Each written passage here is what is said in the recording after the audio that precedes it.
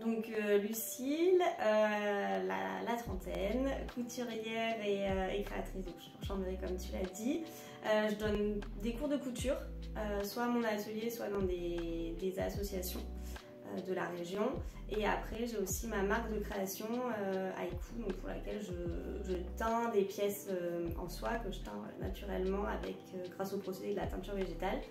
Et je fais des pièces plutôt homeware, des kimonos, des karakos, des accessoires pour les cheveux, voilà, tout ce genre de choses.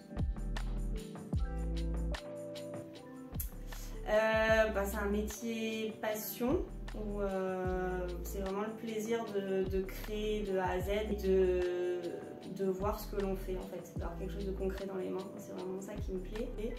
Et après aussi le côté transmission que j'ai grâce à mes cours, où en fait, du coup je retrouve cette fierté là chez les participants et ça c'est chouette. Les forces de ce métier, c'est qu'on peut imaginer des choses et les créer. Donc ça c'est pas, on retrouve pas ça dans tous les boulots. Et puis c'est aussi de créer du beau, de mettre un peu de beauté dans ce monde. Et aussi de faire par soi-même, parce que voilà ce que je transmets pendant les ateliers, et ça permet aux gens de pouvoir refaire des choses chez elles et d'être autonomes, de même réparer un vêtement, de faire un ourlet, voilà, si c'est pas de la création pure. Je pense qu'il faut beaucoup quand même de motivation et de persévérance, enfin, quand on se lance en tout cas dans l'entrepreneuriat. Et plus précisément sur le métier de couturière, il faut quand même être assez minutieux, assez organisé, assez manuel. Donc pendant un atelier réalisation de petits paniers en tissu, j'ai une participante qui m'avait demandé si elle pouvait venir avec sa machine, donc qui était une vieille machine. Mais je ne m'attendais pas à une machine à cet âge-là. Donc en fait c'était une machine dans un socle en bois qu'on sortait donc de sa boîte en bois et qui avait vraiment un ancien roulement comme ces machines à pédales qu'on peut voir chez certains brocanteurs. Et en fait, quand on coud, on doit toujours réaliser un point d'arrêt, donc au début à la fin de notre couture pour que notre couture tienne. Et en fait sur cette machine là on n'avait pas le petit bouton qui nous permettait de faire cette action. Donc elle était obligée de retourner son tissu pour revenir en arrière. Enfin voilà, il y a vraiment quelque chose de très manuel et authentique. Ce que je préfère c'est de pouvoir laisser libre cours à mes envies en fait et ma liberté. Ouais.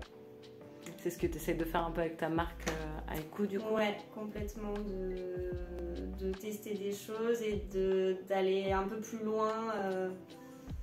Vraiment, ouais, laisser libre cours à mon imagination. Alors justement, c'est une pièce de ma première collection. C'est ce que j'appelle le kimono revisité. Je ne sais pas si on voit bien à l'écran. Ouais. Donc totalement en soie naturelle que j'ai teint préalablement. Donc ici on a une teinture aux pelures d'oignon, aux peaux d'avocat et au cochenille. Et voilà, c'est une petite veste qu'on vient nouer. Voilà. Et voilà, magnifique. Ouais.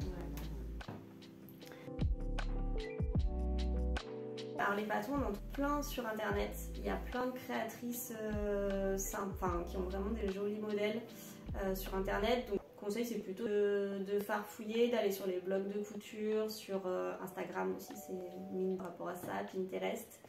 Ouais, des patrons faits par des créatrices sur internet plutôt que forcément en magasin.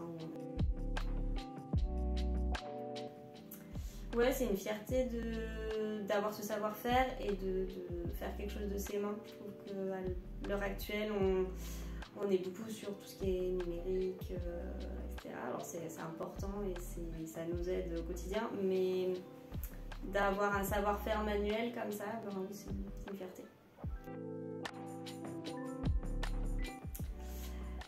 Oui, c'est pas facile. Il y a eu le Covid. Moi, je trouve qu'on n'est pas toujours très pris au sérieux aussi. Surtout en tant que couturière, on peut penser que c'est vraiment un travail hobby, alors que nous, c'est un vrai boulot.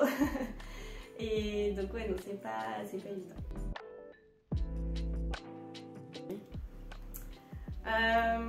Est-ce qu'il va évoluer?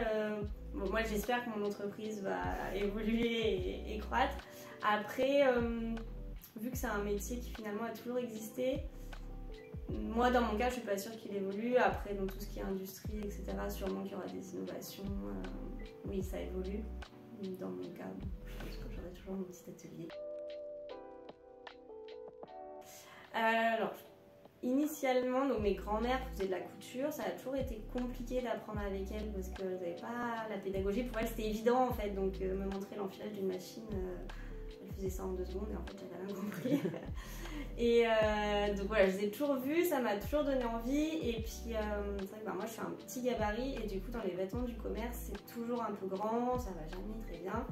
Et je crois que le déclic est parti de là en fait, de vouloir avoir des vêtements qui me vont vraiment, qui sont vraiment à ma taille.